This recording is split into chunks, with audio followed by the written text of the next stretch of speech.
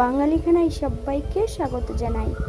আপনারা তো অনেকভাবে এঁচোড় চিংড়ি রান্না করে খেয়েছেন। একবার আমার মতন করে সহজ পদ্ধতিতে আপনিও শিখে নিতে পারবেন ছোট ছোট টিপস সহ।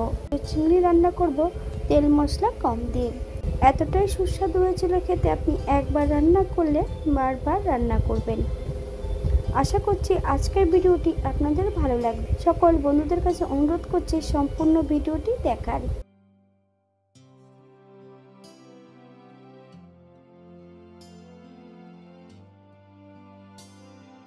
এখানে আমি আগের থেকে বেশ কিছুটা এঁচোড় সেদ্ধ করে রেখে দিয়েছি।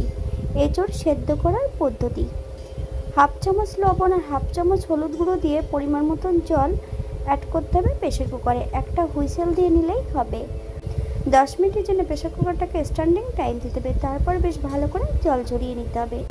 বেশ কিছুটা আলু আমি আগের থেকে কেটে রেখেছি। একটা কড়াইতে বেশ কিছুটা সরষের তেল অ্যাড করব। ফোড়নে রেখেছি সাদা জিরে। ফোড়ন থেকে সুগন্ধ তুলে হাফ চামচ লবণ, হাফ চামচ হলুদ গুঁড়ো অ্যাড করতে হবে। সম্পূর্ণ কেটে রাখার আলুর টুকরোগুলো অ্যাড করব। মিডিয়াম আঁচে বেশ আলুগুলো ভালো করে ভেজে নেব।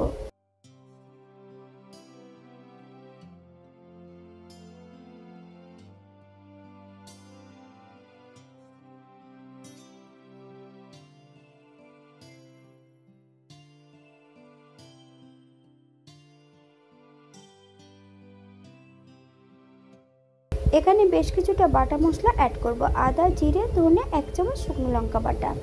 আপনারা গুঁড়ো মশলা দিয়েও এটা রান্না করতে পারেন। হাফ চামচ হলুদ গুঁড়ো,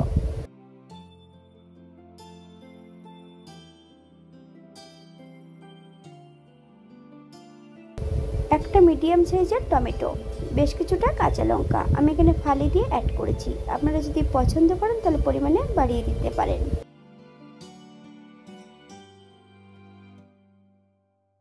মশলা কষানোর জন্য সামান্য একটু জল অ্যাড করব। মশলা থেকে যতক্ষণ তেল না বেরোচ্ছে ততক্ষণ বেশ মশলাটা ভালো করে কষিয়ে নিতে হবে।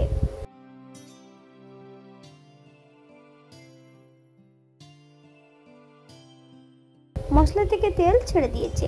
একবার চেক করে নিতে হবে যে আলুগুলো সেদ্ধ হয়েছে কিনা। তবে আলুগুলো 80% আমি এইভাবে সেদ্ধ করে নেব। এই পর্যায়ে অ্যাড করব বেশ কিছুটা চিংড়ি মাছ। আপনারা এর থেকে ছোট বড় চিংড়ি মাছ নিতে পারেন। মিডিয়াম আঁচে বেশ মশলা সহ চিংড়ি মাছ দিয়ে ভালো করে কষিয়ে নিতে হবে।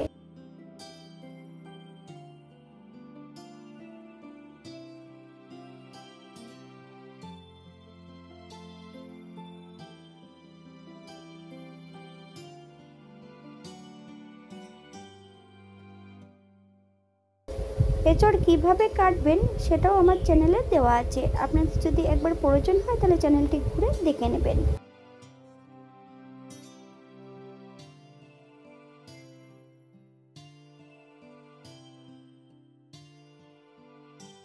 এই পর্যায়ে সম্পূর্ণ সেদ্ধ করে রাখা এঁচোড়গুলো অ্যাড করব। মিডিয়াম আঁচে এঁচোড় এবং মশলা সহ বেশ ভালো করে কষিয়ে নিতে হবে। আপনারা একবার স্ক্রিনের দিকে ফলো করবেন।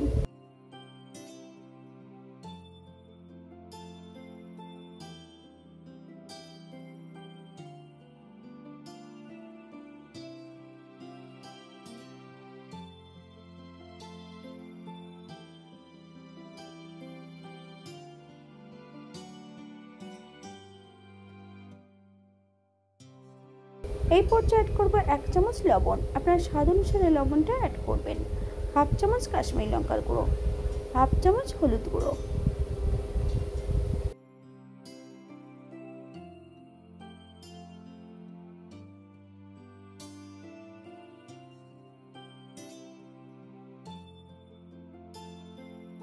বাঙালি রান্না ঘরোয়া উপকরণ দিয়ে আপনাদের যদি রান্নাগুলো পছন্দ হয় তাহলে চ্যানেলটি সাবস্ক্রাইব করে দিয়ে পাশে থাকবেন। পাশে থাকা বেলটি বাজিয়ে দেবেন, নইলে নিত্য নতুন রান্নার নোটিফিকেশন পাবেন না।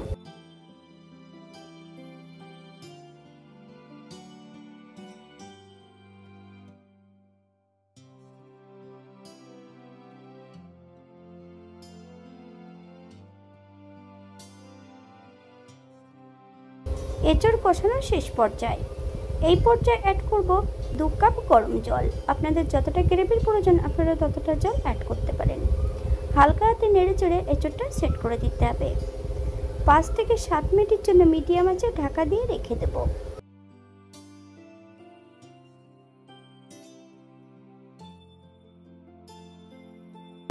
রান্না করেছি এখানে সম্পূর্ণ বাটা মশলা। আপনারা এখানে গুঁড়ো মশলাও অ্যাড করতে পারেন। 7 মিনিট পর এই পর্যায়ে একবার চেক করে নিতে হবে যে আলুগুলো সেদ্ধ হয়েছে কিনা। 1 চামচ চিনি অ্যাড করব। আপনারা যদি পছন্দ করেন তাহলে পরিমাণে বাড়িয়ে দিতে পারেন, তবে চিনি অ্যাড করার পর হাই ফ্লেমে বেশ 4 থেকে 5 মিনিটের মতন রান্না করে নিতে হবে, নইলে চিনির কাঁচা গন্ধটা থেকে যেতে পারে।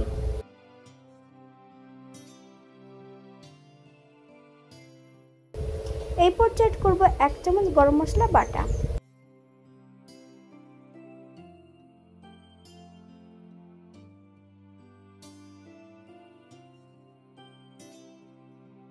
এক চামচ ঘি অ্যাড করব। আপনারা যদি পছন্দ করেন তাহলে পরিমাণে বাড়িয়ে দিতে পারেন। গ্যাসের ফ্লেমটা অফ করে দিয়ে 5 মিনিটের জন্য স্ট্যান্ডিং টাইম দেব, তারপর সার্ভ করব।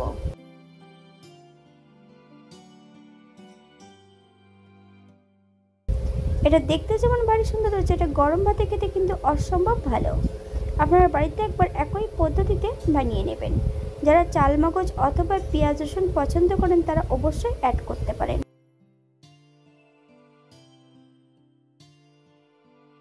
আজকে আমি এখানে একদম সাধারণভাবে এঁচড় রান্না করেছিলাম। আপনারা যে কোনো নিরামিষের দিন যদি রান্না করেন তাহলে চিংড়ি মাছটা বাদ দিয়ে দিতে পারেন।